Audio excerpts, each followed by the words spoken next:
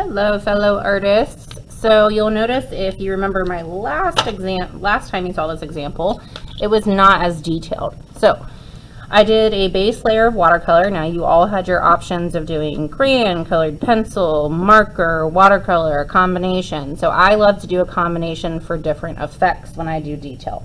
So the first layer was watercolor, but watercolor with one layer usually is more translucent. So if I want a darker hue of blue, then I would add another layer, maybe even a third layer once it's dried. So that is saturating the color. When I say hue, I mean color. So that is making it much more vibrant and bright, adding more blue, adding another layer, okay? Now, another way to add detail is to change the values.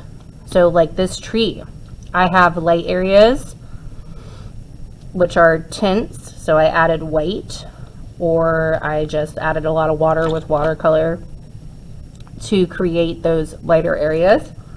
Shades, I had shade on the mountains, all on the same side.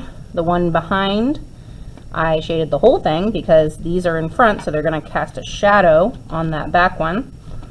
And I shaded here.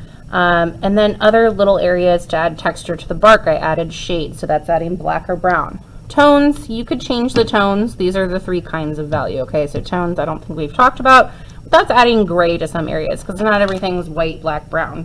Also, you have gray. You have lots of neutrals to add value.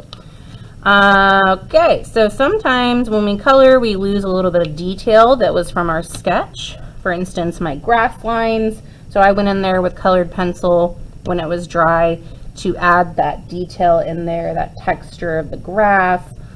And then I used marker to make this part darker, this pond darker, because I need this middle ground blue-green hue, a blue-green hue.